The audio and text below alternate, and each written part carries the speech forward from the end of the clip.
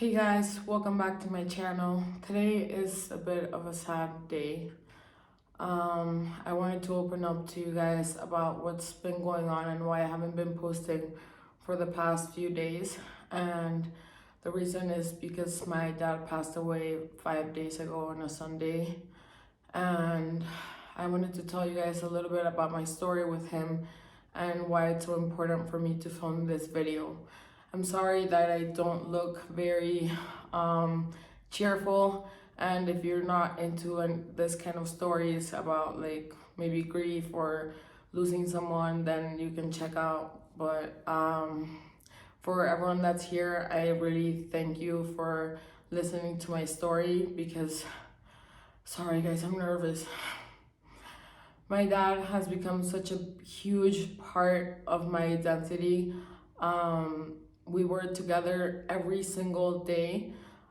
And the reason was because after I left Boston when I was studying at university there, my dad got sick. I went back to Mexico and he started getting more and more sick. He had emphysema and he had already had a brain tumor removed back in the day when he was younger.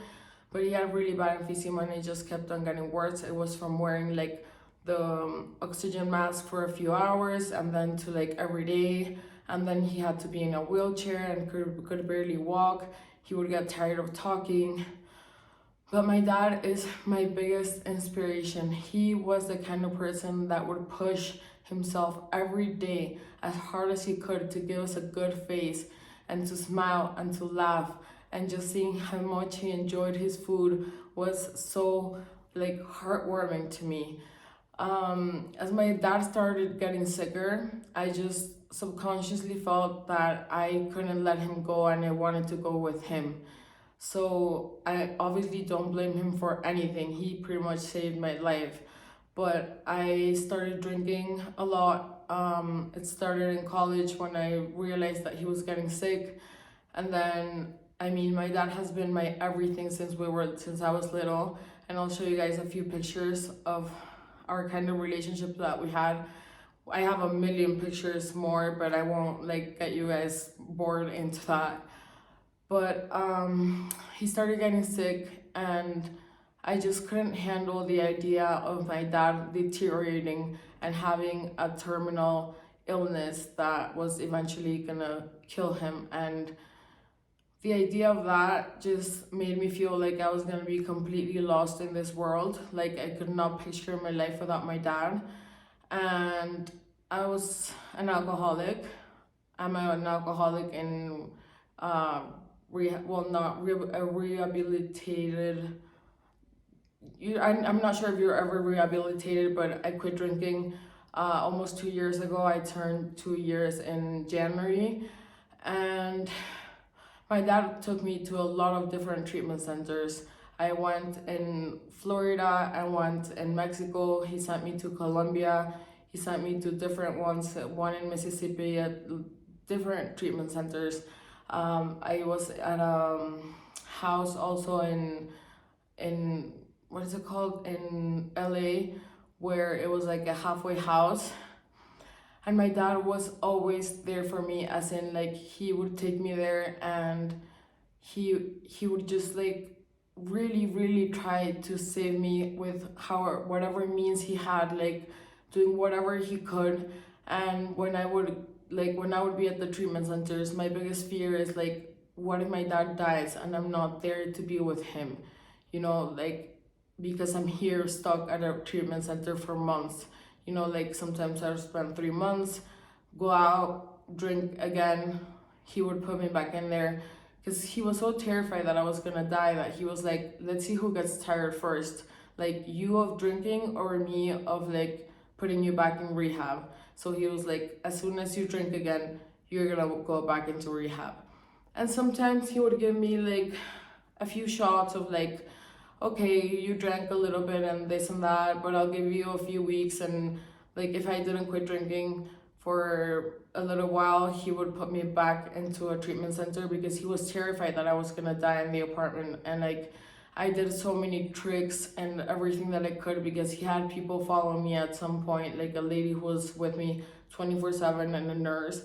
so that I wouldn't buy alcohol, but I ended up drinking whatever kind of alcohol that I could find, like really bad shit for you, like hand sanitizer. And this is like a lot to share, you guys, because it's my one of the hardest things that I've ever gone through, and I know I'm exposing myself on the internet, and people judge you on the internet, but it doesn't matter. It's part of my story, and since I started this channel, I wanted to be as raw as possible with you guys and really talk to you guys about life. It's not just all about makeup and beauty. That's something that really helps me like lift up and boost my mood, but talking about shit that's important, you know, like opening up conversations about stuff that to me matters more than just beauty, you know. So my dad started taking me to these treatment centers, and this went on since I was 23 until I was 28. 28 until I decided to quit drinking after my last treatment center, which is where I met my boyfriend. And my dad was the world to me. Like, I know a lot of people might say that, but since I was little, he was my first love. He was my everything. I breathed and lived for him. He was such an amazing father. Like, you have no idea. He was funny. He was just like this magic kind of person that wherever he walked into any room, people remembered him because he was just so magical. He was just so sweet, but also so fun and crazy, and had all this like bad habits, you know, of like not sleeping during the day, so he would sleep, I mean, not sleeping at night, so he would sleep during the day, and then like this horrible diet of just like eating a bunch of tacos and fried stuff, and like it was funny. I was always trying to take care of him. Like, even if I would come out of rehab, I would drink, but I would just like kind of sober up a little bit and then still talk to my dad all the time. Like, I would walk into his room and talk to him and just spend time with him, and I wanted to give him as much love as possible. Like, even if I was feeling like shit from being hungover, if it was his birthday, if it was anything, I would do my best to make the best birthday for him. And I know I hurt him so much, and today I regret all those years that I hurt him, because I would have liked to become sober and from an earlier age, so that I would have enjoyed my dad a little bit more. He had been in the hospital so many times, and doctors were surprised that he kept on like getting better and out of the hospital when all the odds were against him. And honestly, I'm not crying right now because I'm like so empty right now. Like, I don't know if empty is the right word, but I'm so drained because he was at the hospital for 3 weeks, and I was crying every single day next to his bed, holding his hand, kissing him, feeding him against the rules, just like little chocolates, you know, that I wasn't supposed to do, but I just wanted to see him smile so bad. And the day before he passed away, he was doing a lot better. He got 2 viruses in his lungs. First, it was one, so they gave him a bunch of antibiotics, and he was delirious. He was saying all this crazy stuff. He would pull out all the cables that he had, like with like the medication going in. He would just go crazy and wanted to leave the hospital. And like, I know that wasn't him. Like, there was a few times that he yelled at me, which never happened because we have the most like loving, caring relationship, and we always talk to each other in like the best way possible. We always try to communicate in such a loving way. And he was like delirious from all the medication that they were giving him. And then he went through that first infection, and then he got another infection in his lungs, which was pretty damaging because his lungs were already very weak from having emphysema, like pretty bad emphysema. And then after a few days, like one day he was doing a little better, another day he was doing not so well. And I told you guys about it in my last videos about how I would go to the hospital and just like stay with him for as long as I could. And the day before he passed away, they told me, like, I think he's gonna make it, you know, like all his vital signs are fine. His CO2, which is like the oxygen that you keep in your lungs, that is pretty much toxic to your body, it was going really high, up to 100% when it should be in the 40s, and that is like poison to your body. So he was just having so many health problems. Like, he went in for heart surgery so they could put like some stents and stuff. So that was the initial thing that took him to the hospital, and the surgery went perfectly fine. So all these problems came afterwards. And the day before he passed away, I was so sure that I was going to be able to take him home in a few days, and I could not wait. I was so excited to take him home and take care of him and pamper him, because I hate hospitals. I hate sometimes the way they treat patients, even if it's a good hospital. I just don't feel like they're all super loving and careful, and like I hate it when they would turn on the lights super bright and yell at him, and like not yell at him as in like in a bad way, but just like to wake him up. And like I hated him being in there, because I knew that he didn't really want to be in there. But my dad, the next morning when I called, well, no, my uncle called me, and he's like, you have to come to the hospital, the doctors want to talk to you. And when I went there, I was the one signing all the papers of what was getting done to him, and like if I approved of any treatment and stuff like that. It wasn't that much paperwork, but that next day that I walked into the hospital, I was so nervous, because I was like, it's really weird that the neurologist wants to tell me something, because he was doing fine yesterday and it's so early. And turns out that he had a tumor in an area of the back of your head that cannot be removed. And I think he already knew, but he never told me. I don't know if he forgot or what happened, because he was also having memory problems, and now we know that it was because of that tumor that was like it was just like squishing certain parts of his brain function, and like his breathing, his heart, like all these things. But like for some reason we weren't aware of like what that tumor was doing to him, because he had already gotten a shunt to remove the liquids from one of the tumors, and I think for the other tumor as well. The thing is, like, he had so many health issues that like sometimes I would get confused, but I would just trust the doctors that they were doing everything. And he had so many checkups that I was like, okay, I'm sure he's like doing as best as he can with his disease, you know. But my dad would sometimes wake up like kind of sad or depressed, because I think he was really scared of dying in his sleep from like stopping breathing. I think he was terrified of that, because that sounds like such a horrible death. And when the doctors told me like the tumor is in an area that we cannot remove, and he had derrame cerebral, which that's in Spanish, and that's when the tumor bleeds out. Like his pressure went up so high that the tumor leaked out, and there was literally nothing to be done.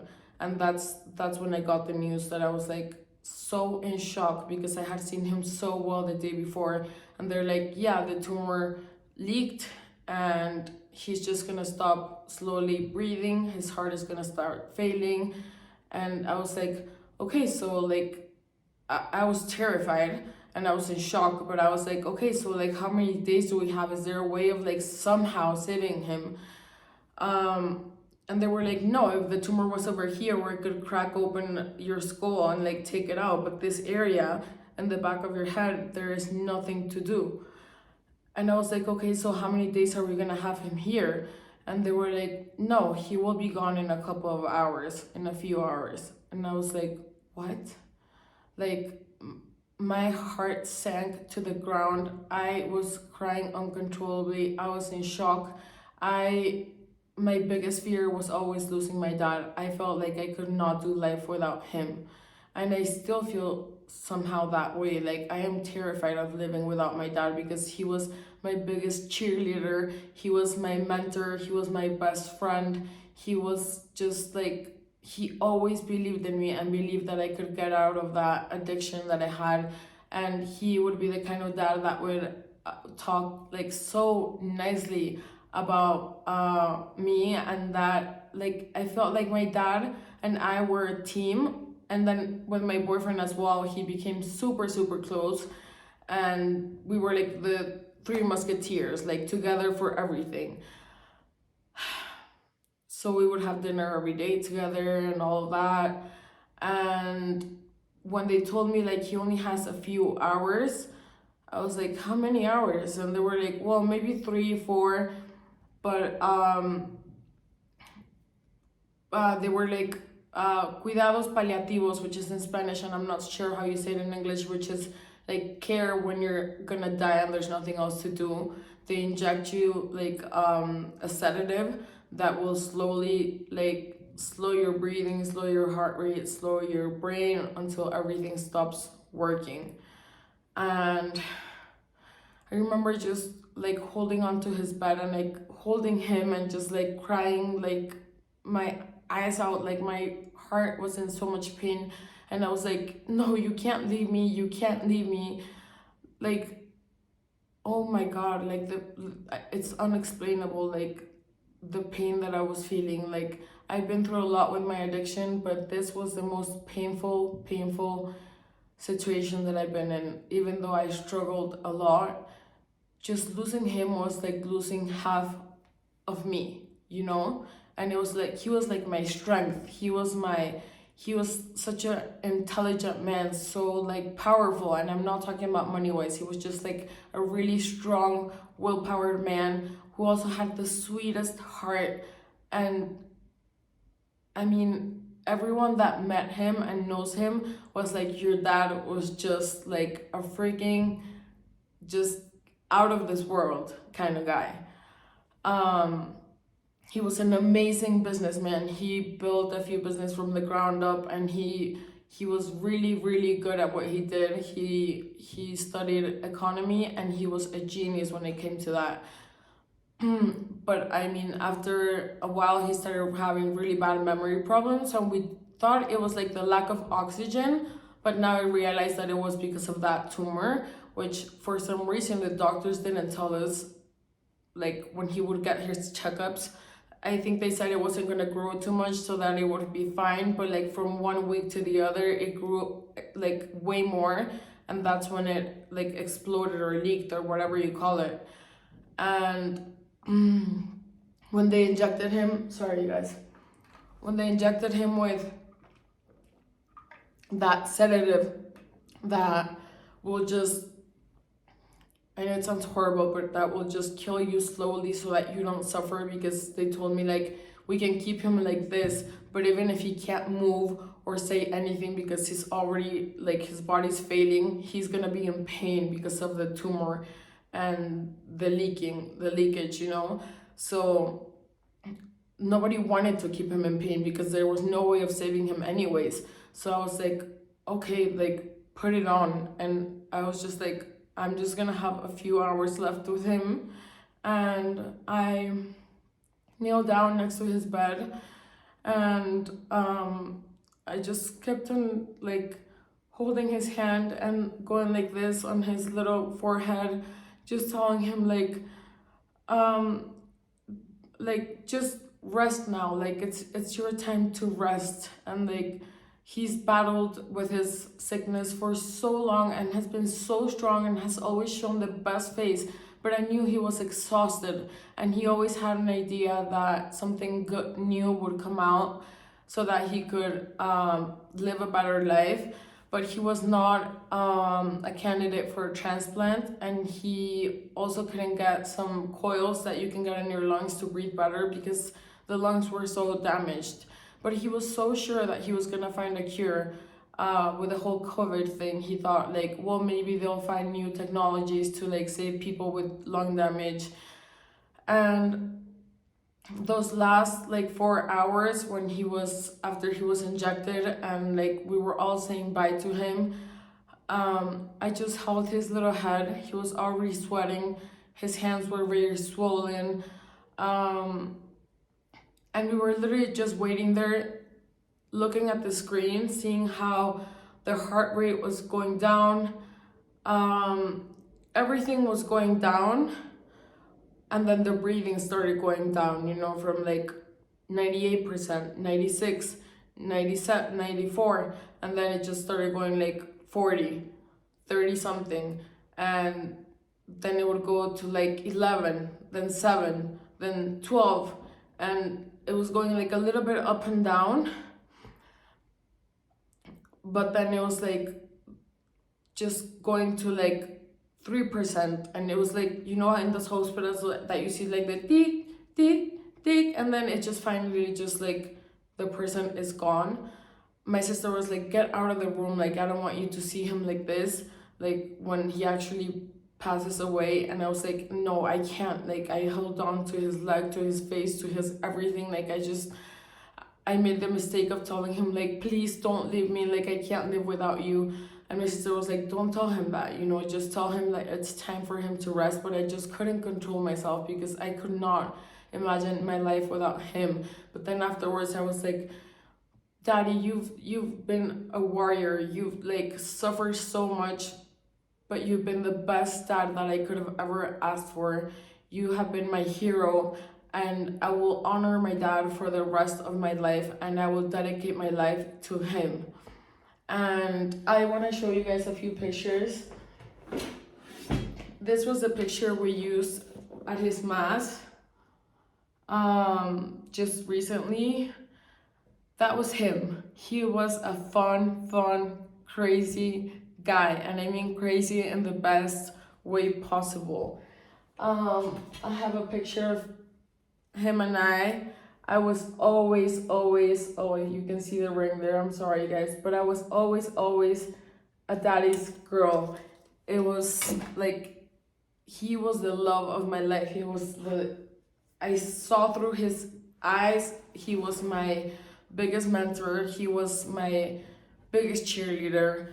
I made these posters for last year's birthday, and I have so many pictures on my phone with him, but these are just some of the pictures that I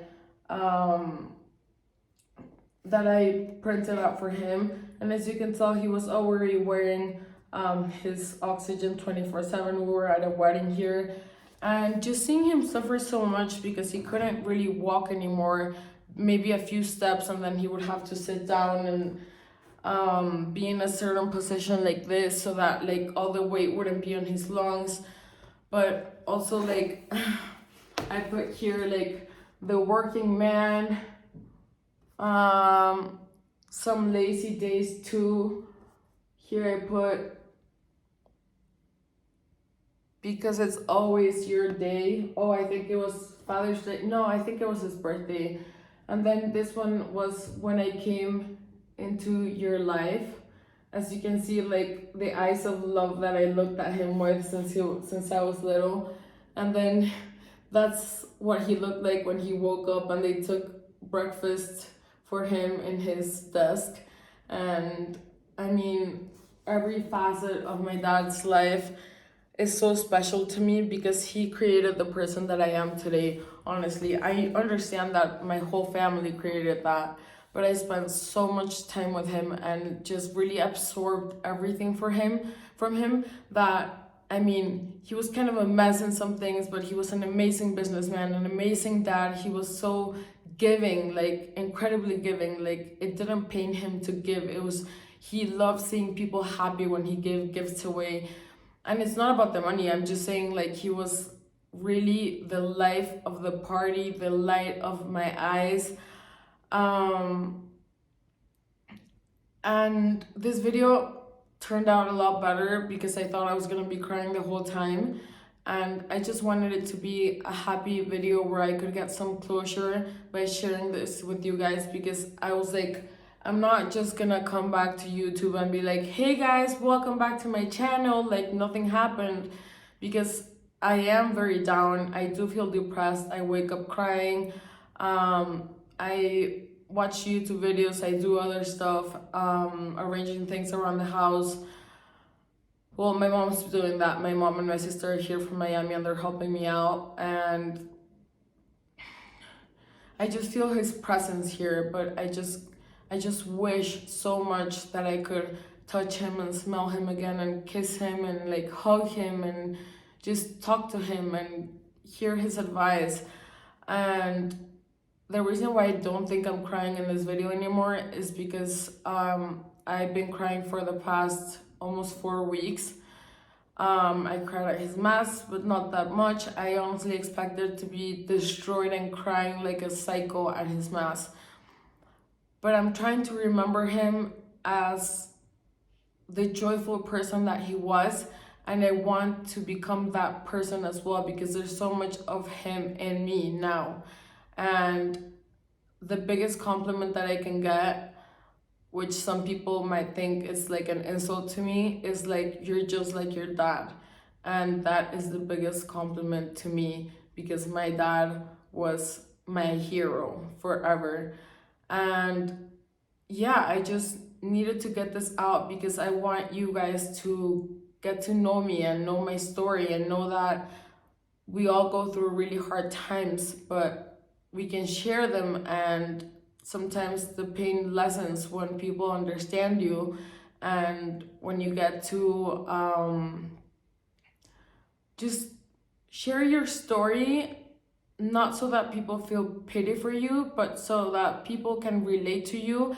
And this is mostly, I'm sharing this because it was like kind of getting some closure so that I can keep filming for you guys, but also to remind you guys that it doesn't matter unless a family member really hurts you all the time and he's toxic or she is toxic for you. Just know that life is so fragile and we never know when it's gonna end. And don't forget to tell the people who love you and you love back that you love them all the time. Hug them as much as you can, kiss them as much as you can, be as sweet, and it doesn't matter how sweet you are, like, and whoever makes fun of you, it doesn't matter, but just, I mean, we all have a different personality, but just to remind you guys that at the end of the day, all we have are those really very close friends that in my life are one or two, and your family. And I'm not saying your whole family, because maybe not your whole family is there for you, but the ones that are there for you, really take your time to appreciate them and let them know that you adore them and that they mean the world to you. So anyways, guys, I know this wasn't like the funnest video. It's not about makeup, but I feel like this is giving me the strength, because my dad was so proud that I was starting a YouTube channel, and he was like, oh, that's so nice, like I really want to help you out with your channel. What do you need? Do you need lighting, whatever? And he was so excited that I was starting to do something for myself, because after I got out from my addiction, I felt completely lost, as in like I didn't know what to do with my life until I started this YouTube channel.